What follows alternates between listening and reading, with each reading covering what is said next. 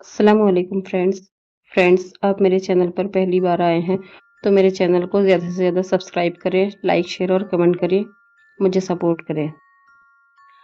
उसने सिगरेट निकाला और सिगरेट जलाई। एक लंबा कश लगाकर अंदर खींचा और राहत की सांसों के साथ सिगरेट का धुआं बाहर छोड़ा। उसका चेहरा तनाव रहित लग रहा था। उसने रिक्शा वाले से पूछा, रात भर रिक्शा चलाते हो क्या? परिवार नहीं है क्या शहर में? रिक्शा वाले ने जवाब दिया, नहीं बाबूजी, 2 बजे तक चलाएंगे, फिर कमरे पर जाकर आराम करेंगे।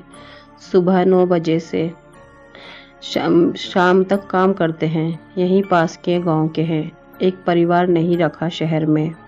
अरे वाह, तुम तो काफी मेहनती मालूम पड़ते हो। कितना पढ़े लिखे हो? तन्नू ने उसकी तरफ देखते हुए पूछा। मैट्रिक पास है बाबूजी, रिक्शा वाले ने जवाब दिया। सिगरेट का आखिरी कश खत्म होते ही चमनगंज पहुंच गया था। तन्नू रिक्शा वाले ने हवेली के पास रिक्शा रोकते ही कहा, लीजिए पहुंच गए बाबूजी, बड़ी हवेली। तन्नू ने अपनी जेब से बटुआ निकाला। उसमें से 10 रुपए का नोट रिक्शा वाले को दिया और फिर बटुआ जेब में रखते ही बैग को कंधे पर टांग लिया और हवेली की तरफ बढ़ने लगा। हवेली के गेट पर चौकीदार बैठा था। उसे तन्नू के आने की खबर शायद पहले से ही थी, इसलिए उसने उस नाम सुनते ही गेट खोल दिया। तन्नू हवेली के मुख्य दरवाजे की ओर बढ़ा। चौकीदार ने उसके हाथ से बैग लेकर उसके अपने कंधे पर टांग लिया और दूसरे हाथ से लालटेन थाम रखी थी। दरवाजे पर पहुंच उसने कुंडा खटखटाया। कुछ देर में दरवाजे को एक 18 साल की सुंदर लड़की ने खोला। उसने तन्नू की ओर देखते ही एक नादान सी मुस्कान अपने चेहरे पर झलकाई। तन्नू भी उसकी ओर देखकर मुस्कुराते हुए बोला, तुम शहनाज हो ना, डॉक्टर अंकल की बेटी? कितनी बड़ी हो गई हो? शहनाज ने उसे उसकी अम्मी के कमरे की ओर चलने का इशारा करते हुए कहा, आप भी तो कितने खूबसूरत हो गए हैं। उसने जारी रखा, अब आंटी को देखने वाला कोई नहीं था, इसलिए मुझे पापा ने रुकने को कहा, लेकिन अब आप भी आ गए हैं तो एक से भले दो। उसने तन्नू की अम्मी के कमरे का दरवाज़ा खोला। उसकी अम्मी रज़ाई के अंदर लिपटी पड़ी थी। उन्हें अल्जाइमर नाम का दिमागी रोग हुआ था। उनकी हालत ज़्यादा नाजुक थी, इसलिए तन्नू को तुरंत बुलवाया गया था। तनवीर नवाबों के परिवार से ताल्लुक़ रखता था और पढ़ाई करने के लिए इलाहाबाद यूनिवर्सिटी में दाखिला दिलवाया गया था। उसके वालिद के ने गुजरने से पहले सब कुछ उसके नाम पहले ही कर दिया था, क्योंकि वह अपनी बेगम की तबीयत के बारे में जानते थे। यूं तो तनवीर की अम्मी लखनऊ की हवेली में रहा करती थी, लेकिन अपने शौहर के गुजरने के बाद कानपुर की बड़ी हवेली में रहने लगी थी।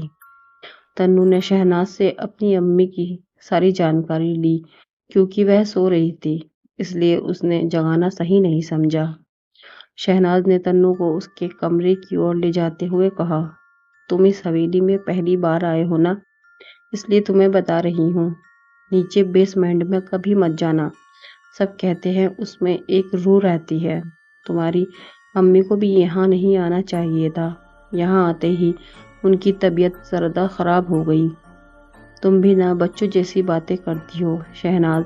आज के ज़माने में कहीं कोई मानेगा इन सब बातों को?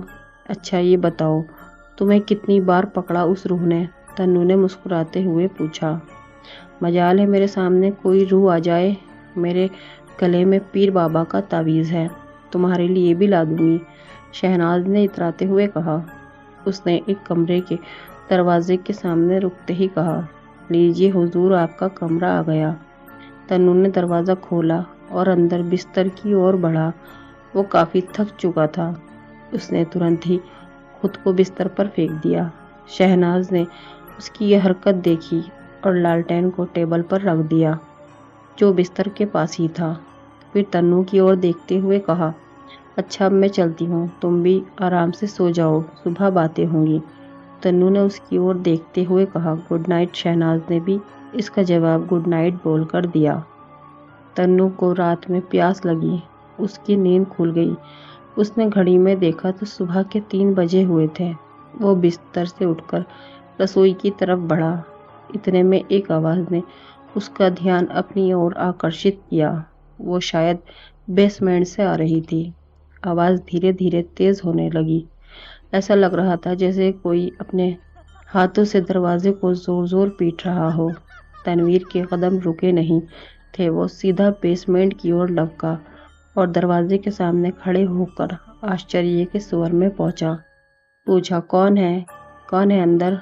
تنو نے اپنے کان دروازے پر رکھ دیے تاکہ سن سکے یہ اندر سے کوئی آواز آتی ہے یا نہیں، لیکن اتنے میں 2 بھیانک ہاتھ دروازہ توڑتے ہوئے باہر نکل کر تنو کو گردن سمیت پکڑ لیتے ہیں۔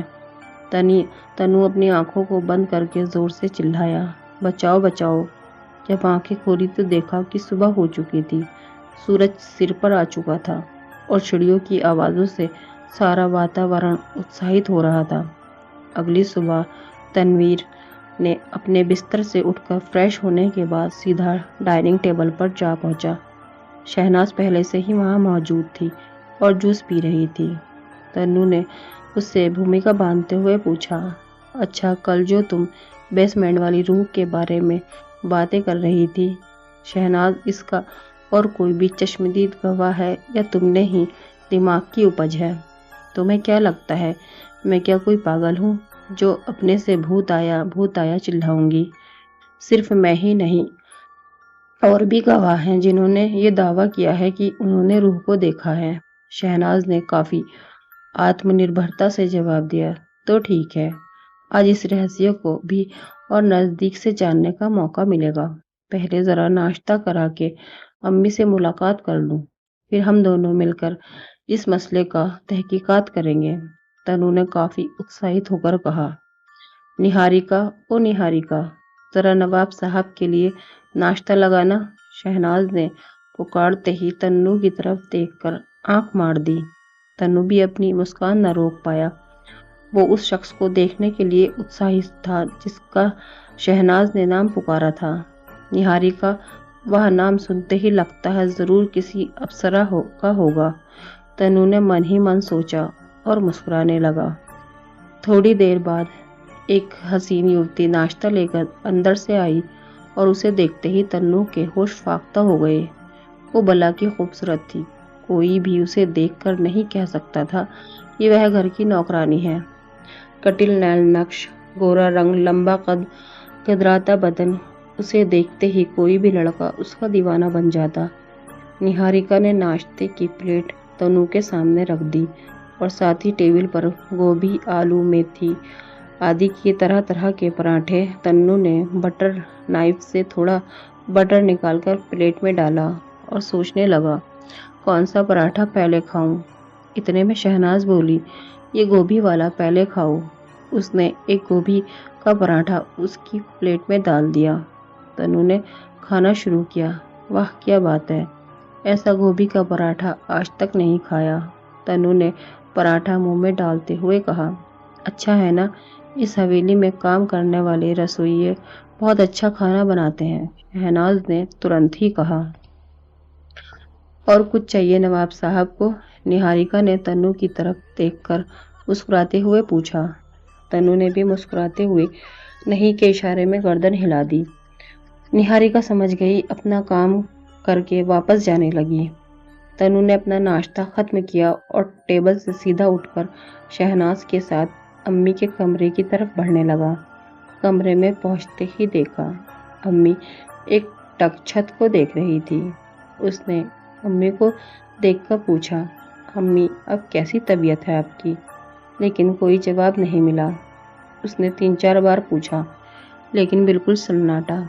اتنے میں شہناز بولی، میں نے سویرے کا ڈوز دیا ہے جیسے پاپا نے بتایا تھا، تھوڑی دیر بعد انہیں نیند آ جائے گی، ان کے لیے آرام کرنا بہت ضروری ہے۔ شہناز نے جیسا بولا تھا ویسا ہی ہوا۔ تھوڑی دیر بعد تنو کی امی پلکیں بھاری ہونے لگی، جنہیں اب کھلا رکھنا تنویر کی امی کے بس میں نہیں تھا اور وہ گہری نیند میں سو گئی۔ تنو اور شہناز اپنے طے کیے ہوئے کاریہ پر لگ گئے۔ انہوں نے حویلی کے سبھی نوکروں کو بلا کر پوچھ تاچھ کی۔ ان میں سے زیادہ تر کا کہنا تھا کہ اس بیسمنٹ میں سے کبھی کبھی کسی کے چلنے کی آوازیں آتی ہے۔ انہوں نے اس بات کا بھی ذکر کیا کہ ان میں سے کچھ نے وہاں تیز لال روشنی چلتے ہوئے دیکھی ہے۔ سبھی سے پوچھ تاچھ کرنے کے بعد تنو نے شہناز کی طرف دیکھ کر کہا، اس کا مطلب یہ ہے کہ اس حویلی میں صحیح میں کوئی روح ہے، لیکن تیز لال روشنی کا کیا مطلب ہے؟ اچھا شہناز، تمہیں پتا ہے اس حویلی کو کب خریدا گیا تھا؟ اس سے پہلے اس میں کون رہتا تھا؟ ان سب باتوں کا پتہ چلنا بہت ضروری ہے، تبھی کسی نتیجے پر پہنچا جا سکتا ہے۔ شہناز نے کرسی سے اٹھ کر تنو کے ارد گرد چلتے ہوئے اپنے دونوں ہاتھوں کی انگلیوں کو آپس میں جوڑتے ہوئے کہا، جہاں تک میری جانکاری ہے، میں تمہارے ابو نے اس حویلی کو گزرنے سے 5 سال پہلے ہی لیا تھا۔ انہوں نے اس حویلی کو اپنے پراتتو وبھاگ کے دوست اور سہ کرمچاری ڈاکٹر ذاکر سے خریدا تھا۔ انہیں لندن کی یونیورسٹی سے بلاوا آ گیا تھا اور انہوں نے جانے سے پہلے یہ حویلی تمہارے ابو کو بیچ دی۔ شہناز نے بولنا جاری رکھا، تمہارے ابو کے گزرنے کے بعد گھر کا خرچہ، حویلی کے رکھ رکھاؤ میں دقت آنے لگی تھی، اس لیے منیم جی اور باقی کے ذمہ دار سدسیوں نے ہی لکھنؤ کی حویلی بیچنے کا فیصلہ کیا تھا۔ پھر بھی خرچہ چل ہی رہا ہے، کئی جگہ کھیتی سے اچھی خاصی آمدنی جو ہو جاتی ہے۔ تمہارے ابو اور ڈاکٹر ذاکر اس حویلی میں اپنے پریوگ کی کچھ وستوئیں بھی رکھتے ہیں، میں نے ایسا سنا ہے۔ تنو کافی گمبھیرتا سے اس بڑی حویلی کے خیالوں میں کھو گیا۔ تنو نے اپنے خیالوں میں یہ سوچتا رہا کہ آخر اس تہخانے میں ایسا کیا ہوگا جس سے سبھی حویلی کے نوکر ڈرے ہوئے ہیں۔ کیوں نہ تہخانے کو ایک بار کھول کر دیکھا جائے، میں کل ہی اس تہخانوں کو کھولتا ہوں، تنو نے من ہی من سوچا۔ شام ہو چلی تھی۔ تنو نے اپنی امی کو دوائی کھلائی اور حال میں چمنی کے پاس آ کر بیٹھ گیا۔ نہاریکا ترنت اس کے چائے کی پیالی دیتی ہے۔ تنو نہاریکا کی طرف بڑے پیار سے دیکھتا ہے، پوچھتا ہے، گھر میں کون کون ہے؟ نہاریکا نے جواب دیا، کوئی نہیں ہے نواب صاحب۔ تنو چائے کی چسکی تو لے ہی رہا تھا، ساتھ ہی نہاریکا کی کمر کو دیکھ رہا تھا۔ اس گدرائے ہوئے حسن کی ملکہ کی کمر بالکل چکنی نظر آ رہی تھی۔ وہ اسے حسرت بھری نگاہوں سے دیکھ رہا تھا۔ اس کے من میں اسے چھو لینے کا وچار آ رہا تھا۔ اتنے میں کمرے میں شہناز آ جاتی ہے اور تنو کی طرف دیکھ کر کہتی ہے، کیا ہوا نواب صاحب، کیا کھچڑی پک رہی ہے دماغ میں؟ تنو نے مسکراتے ہوئے اس کی اور دیکھا، کہا، کچھ نہیں، بس یوں ہی چائے کی چسکی لے رہا ہوں، تمہیں بھی پینی ہو تو بنواؤں؟ تنو نے اپنی نظر چراتے ہوئے کہا، رہنے دیجیے، میں خود ہی بنا لوں گی، شہناز نے تنو کی اور دیکھتے ہوئے کہا۔ اتنے میں تنو نے اس سے پوچھا، اچھا شہناز، کیا کل تم میرے ساتھ تہخانے میں چلو گی؟ نہ بابا، کیا مجھے پاگل کتے نے کاٹا ہے؟ شہناز نے بولا، تم بھی بچوں جیسی باتیں کرتی ہو، آج کے زمانے میں تم بھوت پریت جیسی باتیں کرتی ہو، تنو نے نڈرتا دکھاتے ہوئے کہا۔ میں آپ کے ساتھ چلنے کو تیار ہوں، نہاریکا نے کہا۔ بہت اچھا، ہم تینوں کل ہی تہخانے میں چلیں گے، اس بات کا پتہ لگانے کہ آخر اس تہخانے میں ایسی کیا چیز چھپی ہوئی ہے جس سے گھر کے باقی نوکر اتنے ڈرے ہوئے ہیں۔ تنو نے ان دونوں نوجوان لڑکیوں سے کہا جن کے چہرے پر گمبھیرتا کے ساتھ ڈر صاف جھلک رہا تھا۔ رات کافی ہو چلی تھی۔ کھانے کی ٹیبل پر دوسرے کو گڈ نائٹ کہنے کے بعد شہناز اور تنو اپنے اپنے کمرے میں سونے چلے گئے۔ تنو نے اپنے کپڑے بدلے اور نائٹ سوٹ میں بستر پر سونے چلا گیا۔ کچھ دیر بعد تنو کی نیند کھلی۔ اس نے اپنی گھڑی میں دیکھا تو 3 بجے ہوئے تھے۔ اسے زور سے پیاس لگی تھی، لیکن بغل میں رکھے جگ میں پانی ختم ہو گیا تھا۔ اس نے اپنے من میں سوچا، بڑی عجیب بات ہے، ابھی تو پانی بھر کے رکھا تھا، سونے سے پہلے ایک بار بھی نہیں پیا، تو پھر یہ پانی کیسے ختم ہو گیا؟ تنو نے اتنا سوچا ہی تھا کہ اٹھ کر کچن کی اور بڑھنے لگا۔ پھر اچانک اسے کسی کے قدموں کی آواز سنائی پڑنے لگی۔ اس نے پہلے تو اس بات کو نظر انداز کیا، لیکن پھر جب آواز کافی زور سے آنے لگی تو اس نے اس آواز کا پیچھا کیا۔ وہ قدموں کی آہٹ اسے تہہ خانے کے پاس لے گئی۔ قدموں کی آہٹ اتنی صاف سنائی پڑ رہی تھی کہ کوئی بھی دور سے سن لے، اور دروازے کے نیچے درار سے لال روشنی چمکتی ہوئی دکھائی پڑ رہی تھی۔ تنو تہہ خانے کے دروازے کے نکٹ آیا تو قدموں کی آہٹ تھوڑی دھیمی پڑ گئی۔ اس نے جیسے ہی دروازے پر کان ٹکائے، اچانک ایک خوفناک ہاتھ باہر نکل کر آتا ہے اور دروازہ توڑتے ہوئے اور تنو کو جکڑ لیتا ہے۔ تنو گھبراہٹ میں اپنی آنکھیں بند کر کے زور سے چیختا ہے، بچاؤ بچاؤ۔ اتنے میں اس کی آنکھ کھل جاتی ہے تو دیکھتا ہے کہ نہاریکا کھڑکی کا پردہ ہٹا رہی تھی اور صبح کا سورج نکل چکا تھا۔ اس نے تنو کی اور دیکھتے ہوئے کہا، کس نے پکڑ لیا نواب صاحب؟ آپ کو کس نے بچانا ہے؟ تنو نے بات کو بدلتے ہوئے کہا، جسے پکڑنا ہے وہ تو کبھی پکڑتی نہیں، جسے نہیں پکڑنا ہوتا وہ سپنوں میں بھی پکڑ لیتا ہے۔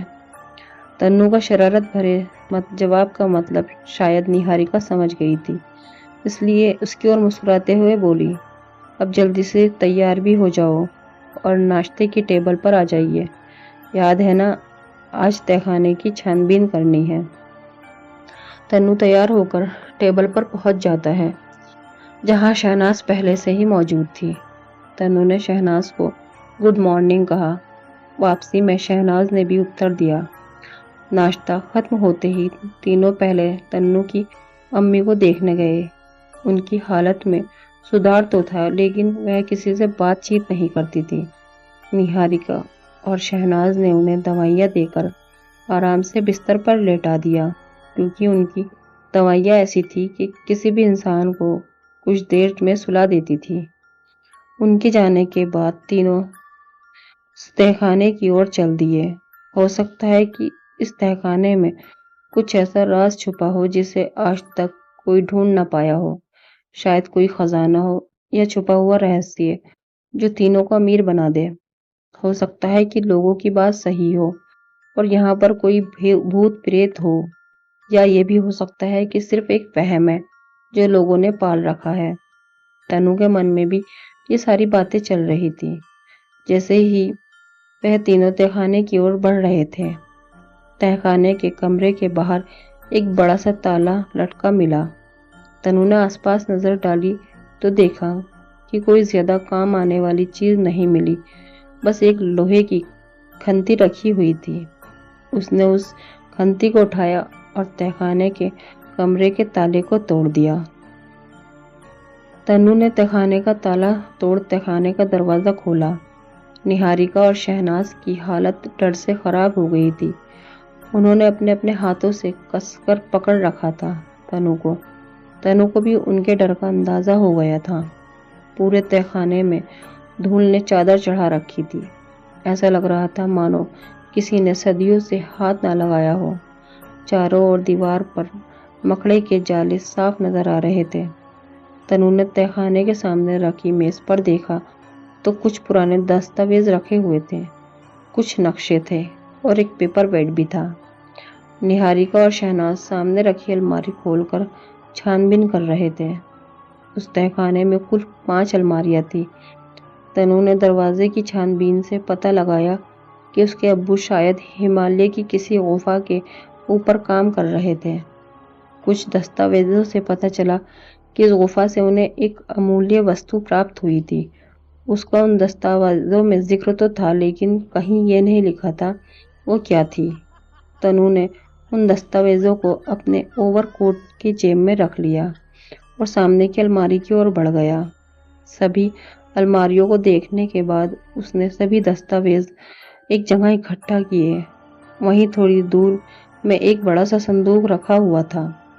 ان تینوں نے اس پرانے صندوق کو کھولا تو اس میں ایک کنکال رکھا ہوا تھا۔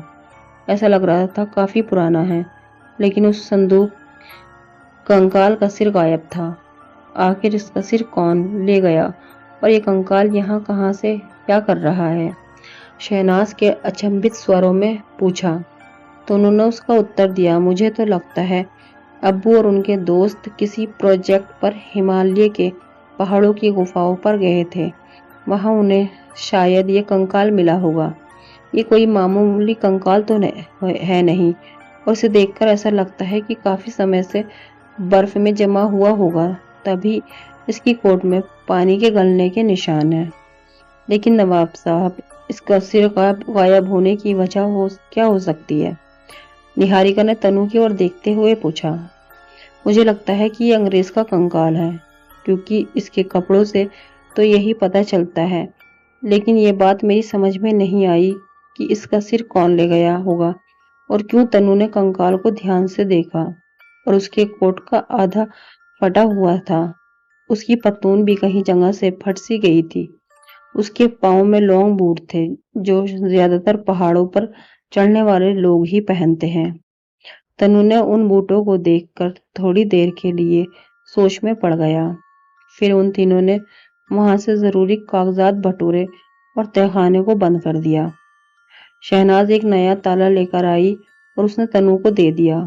तनु ने उस तहखाने के दरवाजे का कुंडा बंद करके उस पे ताला लगा दिया। तीनों तहखाने से मिले कागजात को लेकर हॉल में आ गए। उन्होंने उन सभी दस्तावेजों को हॉल की एक बड़ी टेबल पर रखा। फिर तनु और शहनाज मिलकर उन दस्तावेजों की जांच पड़ताल करने लगे। निहारिका तनु की अम्मी के कमरे में उनका हाल पता करने चली गई। तनु और शहनाज ने दस्तावेजों से पता किया कि वो कंकाल काफी कीमती था, जिसे तनु के अब्बू अपने इंतकाल से पहले ही इस तहखाने में लेकर आए थे।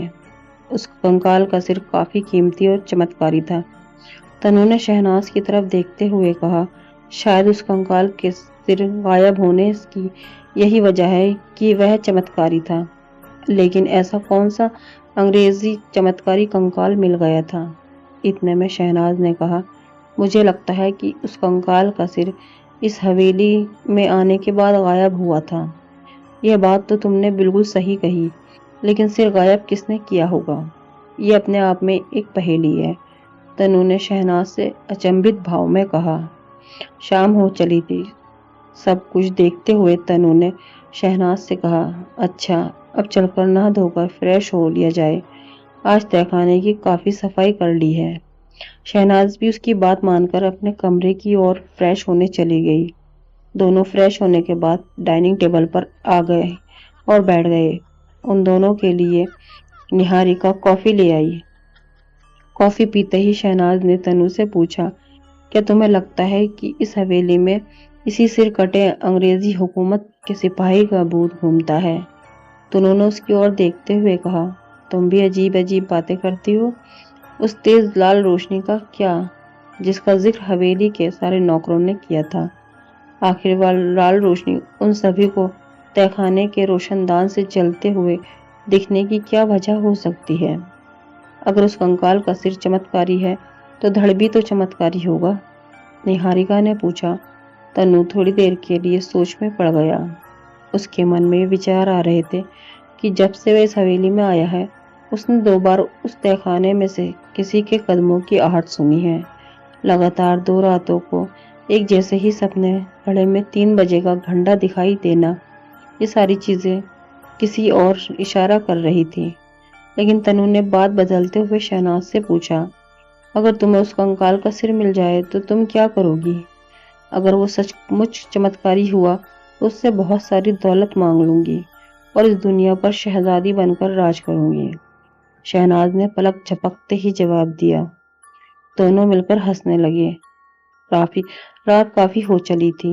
निहारिका ने दोनों को खाना डाइनिंग टेबल पर लगा दिया और खुद तनु की अम्मी के लिए सूप लेकर उनके कमरे की ओर चली गई और तनु खाना खाने लगे शहनाज के साथ। डाइनिंग टेबल पर खाना खत्म होने के बाद तनु ने शहनाज को गुड नाइट बोला और निहारिका से अपने कमरे में पानी रखने का हुक्म दिया। निहारिका ने मुस्कुराते हुए गर्दन हिला दी। तनु ने अपने कमरे में जाकर नाइट सूट पहना और अपने बिस्तर पर लेट गया।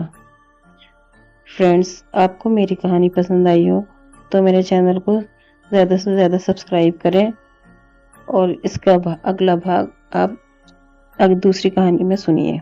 شکریہ، اللہ حافظ۔